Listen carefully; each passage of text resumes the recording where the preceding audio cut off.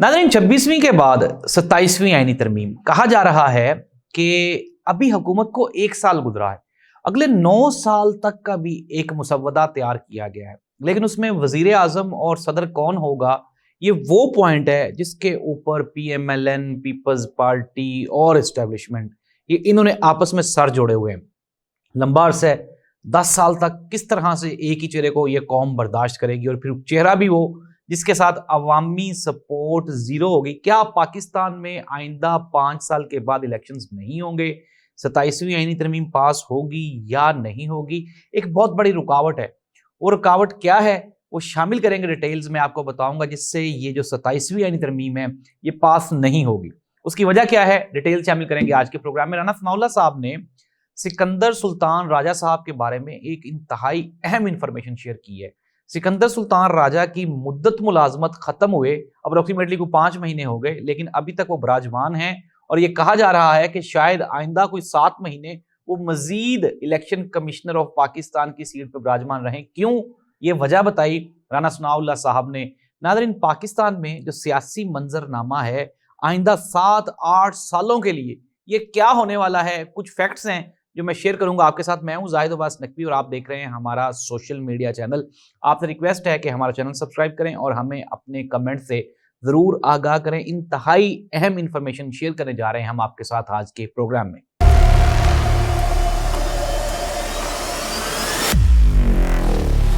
Programme का बाकायदा आगाज करते हैं। सबसे पहले इस्लामाबाद में हमारे एक दोस्त सहाफ़ी नुसरत जावेद साहब है। नुसरत जावेद साहब ने कहा कि हुकूमत को अभी तक 1 साल हुआ है और ये बाज गश्त जो है वो हुकूमती हलकों में है कि हो सकता है 27वीं आईनी तरमीम में असम्बली की जो मुद्दत है इसको 5 साल मजीद बढ़ा दिया जाए और आइंदा जो 5 साल के बाद इलेक्शंस होने हैं वो ना हो। ये बात हामिद मीर साहब भी कह चुके हैं। इसके अलावा सलमान अकरम राजा साहब ने एक दिन ये बात गुस्से में की थी। उन्होंने कहा था जी कि अगर आपका बस चले तो आप तो इस असेंबली की मुद्दत ही अगले 10 साल तक बढ़ा दें। तो शायद हुकूमत इसको दिल पे लेगी और हुकूमत ने ये समझा कि तो बड़ा अच्छी अपॉर्चुनिटी है हमारे पास कि बजाय इसके कि अवाम के पास जाया जाए, इलेक्शन में जाया जाए, तो क्यों ना हम ऐसा करें कि अपनी जो मुद्दत है उसी को बढ़ा लें। अब नाज़रीन, आपके सामने ना ये जो बजट आया, उस बजट में जो फाइलर, नॉन फाइलर, गरीब, मिडिल क्लास जो लोग हैं, एक not even a single thing, कोई एक भी चीज ऐसी नहीं है जो कि सस्ती कर दी गई हो। पेट्रोल महंगा, बिजली के ऊपर 3 रुपए अगर उन्होंने कोई सब्सिडी दी है तो उसके अलावा वो जो गैस के जो बिल हैं उसके ऊपर 1500 रुपया वो चार्जेस बढ़ा दिए गए हैं। इसके अलावा पेट्रोल महंगा, खाने पीने की अशिया महंगी, जितनी भी आम ज़रूरियात ज़िंदगी की चीज़ें हैं वो सारी की सारी महंगी। और तो और अगर हम मिडिल क्लास लोगों के लिए भी बात करें तो जो आल्टो गाड़ी है या जो छोटी गाड़ियां हैं उनके ऊपर GST टैक्सेस बढ़ा दिए गए हैं, और जो बड़ी गाड़ियां जैसे कि लैंड क्रूजर है, BMW है और जो बड़ी लग्जूरियस गाड़ियां हैं उनके ऊपर ड्यूटीज खत्म कर दी गई हैं। इट मींस दैट कि अशराफिया ने अपने लिए आसानियां पैदा की हैं इस बजट में, और आम गरीब आवाम, मिडिल क्लास लोगों के लिए इसमें मुश्किलात में इजाफा हुआ है। इसका रीज़न क्या है मैं आपको ये बता देता हूँ। सिंपल रीज़न है। रीज़न ये है कि जब अवामी मुंतखब नुमाइंदे इक़्तिदार के ऐवानों में जाते हैं तो उनके ऊपर कुछ ना कुछ प्रेशर होता है कि यार हमने अवाम को डिलीवर करने के लिए कुछ करना है, क्योंकि उन्होंने अवाम में जाना होता है। 4 साल बाद, 5 साल बाद उन्होंने वोट मांगने जाना होता है। लेकिन अगर इस तरह का निज़ाम आ जाए जिस तरह मार्शला कहते हैं, या आप गैर जमहूरी जो हुकूमत होती है, उसमें अवाम की अहमियत ख़त्म हो जाती है, उसमें अवाम के वोट की अहमियत ख़त्म हो जाती है। और पाकिस्तान में जो गुज़श्ता 3 साल से रवैया रवा रखा जा रहा है उसमें तो वोट की वो जो इज्जत को, वोट को इज्जत देने वाली जो पार्टी थी, मियाँ मोहम्मद नवाज शरीफ साहब, हालांकि वो डॉक्टर यास्मीन राशिद साहिबा से हार गए, मुस्तनद तरीन ज़राए की ये खबरें हैं, लेकिन इसके बावजूद भी वो आज MNA हैं और जो है हमारी यास्मीन राशिद साहिबा वो जेल में है। तो नाज़रीन, ये बेरहम सा एक पाकिस्तान में एक डेमोक्रेटिक सिस्टम है।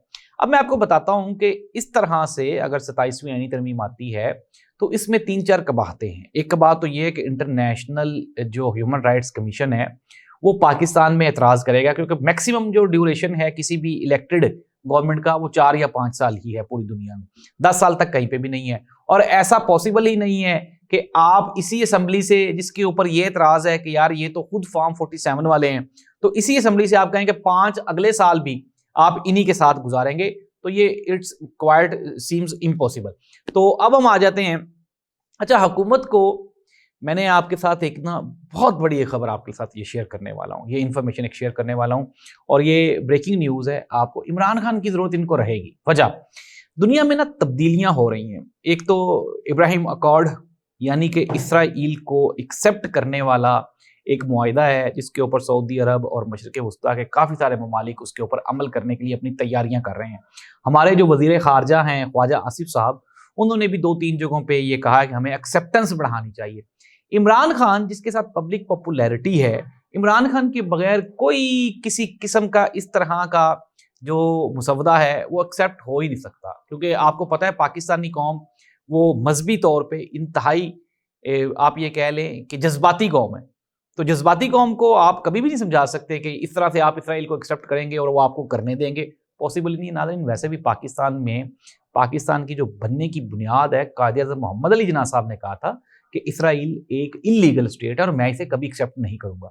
اب جب بانی پاکستان نہیں اس کو ایکسیپٹ کریں گے تو یہ قوم کیسے کرے گی؟ یہ بہت مشکل ہے۔ نمبر 2 دوسری بات یہ ہے کہ انٹرنیشنل کمیونٹی سے ایک پریشر ہے کہ آپ پاکستان میں جو جمہوری اقدار ہیں ان کو بہتر کرنے کے لیے اور ہیومن رائٹس کی جو بحالی ہے اس کو بہتر کرنے کے لیے آپ اپنے ملک میں کچھ نہ کچھ پلان کریں۔ عمران خان جب تک جیل میں ہے، انٹرنیشنل ہیومن رائٹس آرگنائزیشن کا جو فوکس ہے وہ ہمارے پاکستان پہ رہے گا۔ نمبر 2 دوسری بات، پی ٹی آئی کی جو اعلیٰ قیادت ہے وہ بھی جیلوں میں ہے، اور جب اعلیٰ سیاسی قیادت جیلوں میں ہوتی ہے تو پھر اس کا جو چیک اینڈ بیلنس ہے انٹرنیشنل دنیا میں وہ بھی زیادہ رہتا ہے۔ تو ناظرین یہ وہ مجبوریاں ہیں جس کے تحت ان کو عمران خان کو چھوڑنا پڑے گا، اور سہیل وڑائی صاحب نے کہا کہ عمران خان کو چھوڑنے کا مطلب ہے کہ حکومت کا خاتمہ۔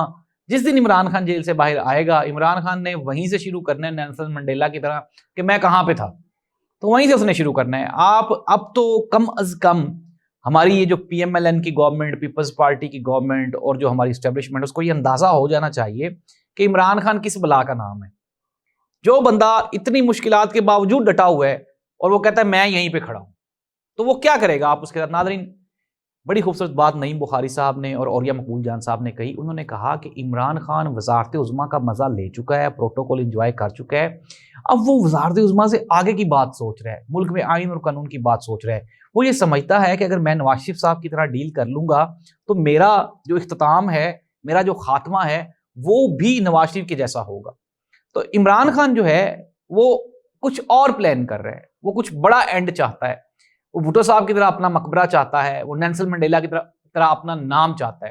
اٹ مینز دیٹ کہ آنے والے دنوں میں عمران خان کو ان کے ساتھ بات کرنے کے لیے آپ کو عمران خان کے پاس جانا پڑے گا، عمران خان آپ کے پاس نہیں آئے گا۔ رانا ثناء اللہ صاحب نے کہا کہ سکندر سلطان راجہ صاحب کو نے ہمارے ساتھ پنجاب میں کام کیا تھا، تو ہمیں لگا کہ یار یہ بندہ سوٹیبل ہے، تو ہم نے اس کے نام کی سفارش کی تھی۔ اٹ مینز دیٹ وہ جو کہا جا رہا تھا کہ عمران خان اس کو لے کے آیا، عمران خان اس کو لے کے نہیں آیا تھا۔ باجوہ صاحب اور میاں نواز شریف صاحب ان کی مرضی سے یہ بندہ آیا تھا، اور آج اپنی مدت ملازمت ختم ہو جانے کے باوجود بھی اگر یہ اپنی سیٹ پہ براجمان ہے تو اس کا صرف اور صرف ایک ہی ریزن ہے، اور وہ ہے پی ایم ایل این کی حکومت۔